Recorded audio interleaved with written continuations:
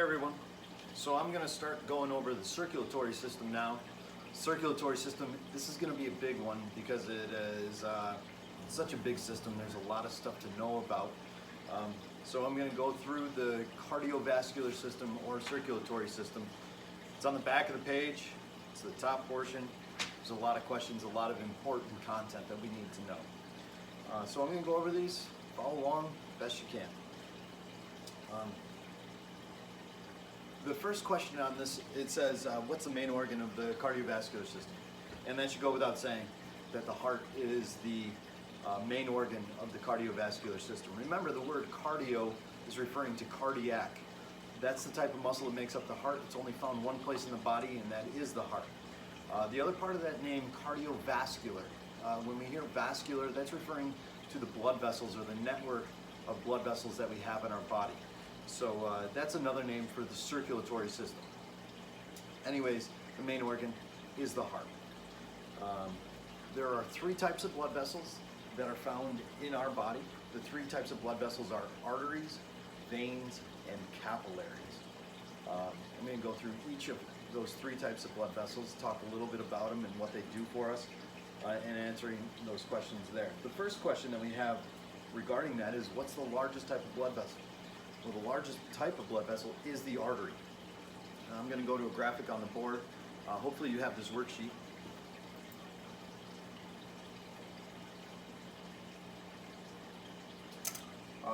If you can reference this worksheet, if you have it, at the top of the page we have a cross-section of each of the three types of blood vessels that are found in the body.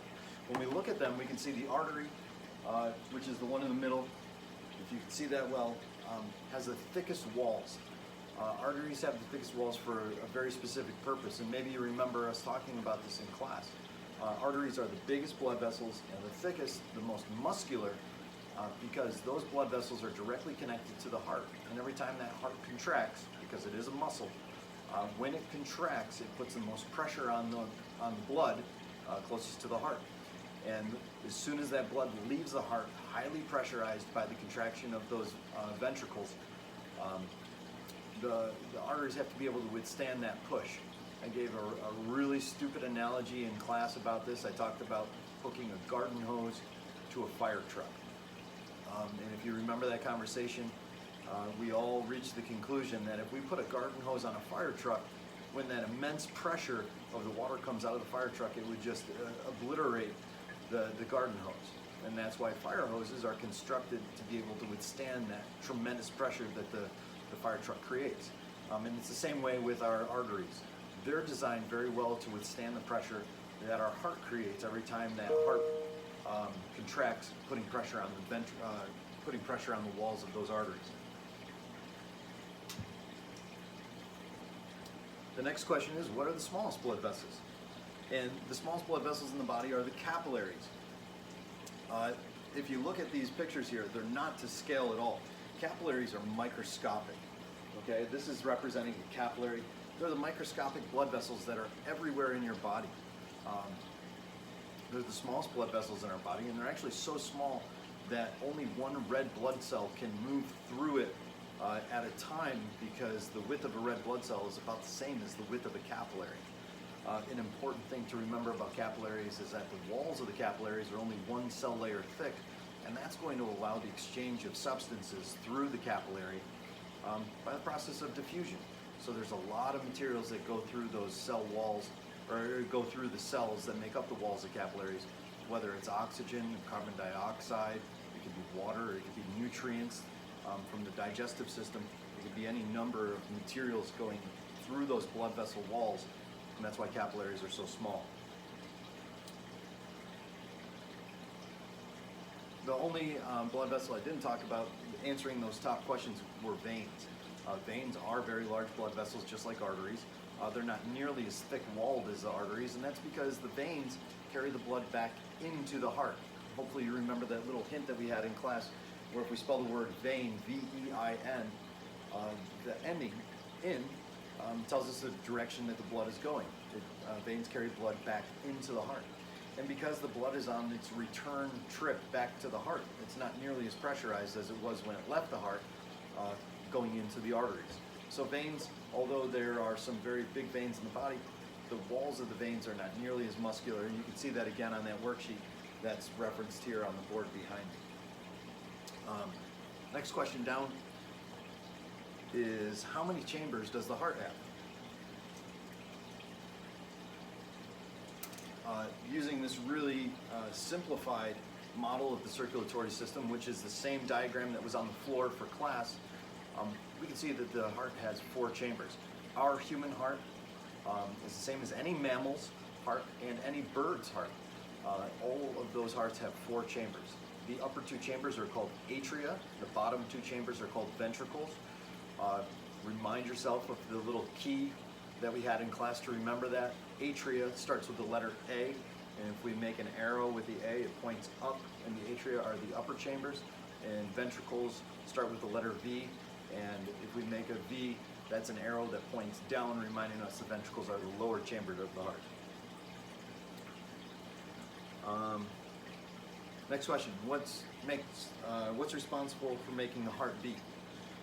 When we look at the heart itself, there's a very specialized patch of cells that are located on the heart that are unlike any other cells in the body. They have a nickname called the pacemaker. And the pacemaker is a tiny little patch of cells that actually trigger an electric response, which causes the heart to contract. So that's what makes the heart beat.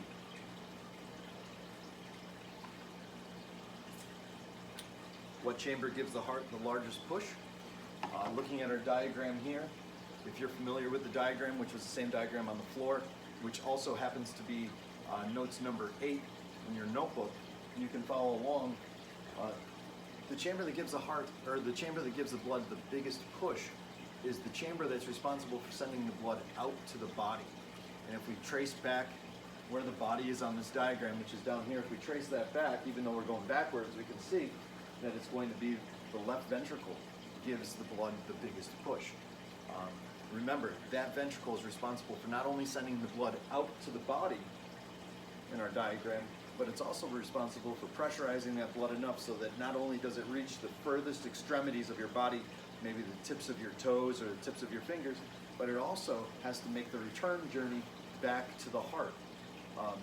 So it's got to give a really, really big push.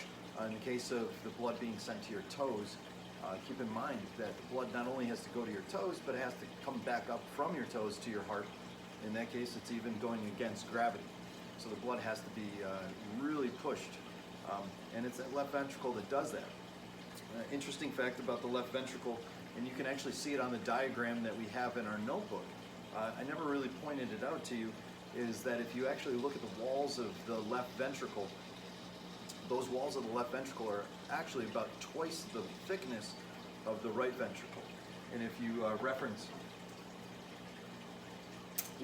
this worksheet, it's a really, really subtle detail, but you can actually see that in the picture, that the wall here of that left ventricle is about twice the thickness as it is over here on the right side of the heart. And that reflects how big of a push that chamber gives it. Next question down is asking about blood. It's asking about the 4 components of blood.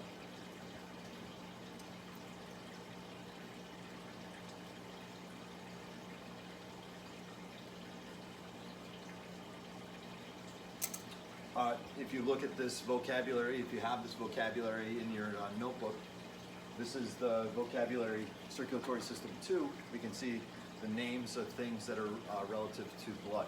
Blood is made up of 4 different things. 3 of the 4 things that make up blood are actually solids. Keep that in mind. Those 3 solid components are red blood cells, white blood cells, and platelets. The liquid component of blood, what gives our blood the ability to flow through our body, is the fact that half of it is basically blood plasma. Don't forget the fact that about 90% of blood plasma is just plain and simple water. So those are the 4 components of blood. What they do, which is the next question, plasma, like I just mentioned, that's the watery substance of our blood that gives it the ability to flow through our blood vessels. Red blood cells, which are solid, red blood cells are responsible for carrying oxygen to the cells so that those cells can get the oxygen they need to go through that energy creating process we learned about called respiration. We've seen images like this in class before where we can see the red blood cells. They're kind of a pinched disc kind of shape, almost like a frisbee. They're responsible for carrying oxygen. What allows them to carry oxygen is that red blood cells are coated in an iron-containing protein called hemoglobin. And that hemoglobin allows the oxygen to stick to it and bind. It's also the reason why our blood kind of changes color when it's carrying oxygen. It's actually a chemical reaction that occurs when the oxygen is carrying, or when the blood cell is carrying oxygen. It's an oxidation that occurs, which causes our blood to appear bright red in the presence of oxygen.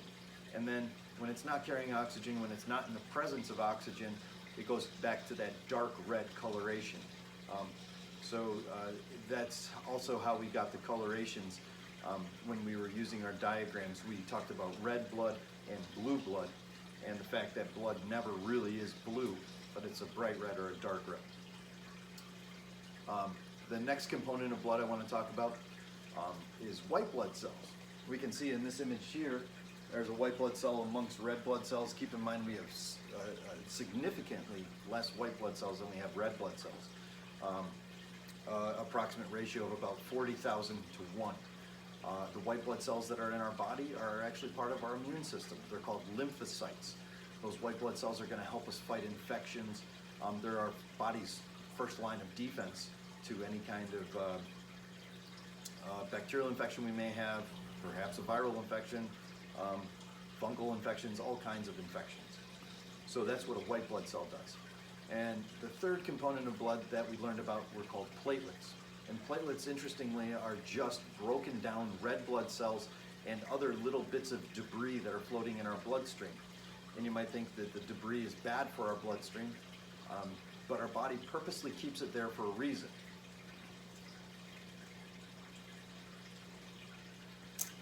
When we looked at this graphic in class, we talked about how blood clots are formed. And a blood clot on the outside of our body is called scab. Whenever we injure ourselves, this is where platelets really come to play. If we injure ourselves, our body has to find a way to stop bleeding. The first thing that happens is our body releases a chemical called fibrin, which is going to create like tiny little fibers that act like a net. And those are going to go to the area where the wound is, and they're going to start to stick together. And then the red blood cells and the white blood cells, which are bigger solids, they start filling in a lot of the space of that injury. And then finally the platelets come into play by plugging up the tiny little spaces that can be between the red blood cells and white blood cells. And eventually that creates a plug. On the outside of our body, it dries up and it forms that really hard scab that we're familiar with. So those are the 4 components of blood and what each one of them does for us. I think that answers the majorities of the questions that are there. Familiarize yourself with the diagram of the circulatory system, which happen to be note 7. Be familiar with the names of the atria and the ventricles. Know the names of the specific arteries and veins. Keep in mind the word pulmonary is always referring to the lungs. Keep in mind the tricks that we learned. Arteries carry blood away from the heart. Veins carry blood into the heart. The largest artery starts with the letter A, is the aorta. The largest vein in the body starts with the letter V, which is the vena cava. And if you have any questions, like I said before in the other videos, feel free to email me and I'll be happy to go over those with you. So, take care.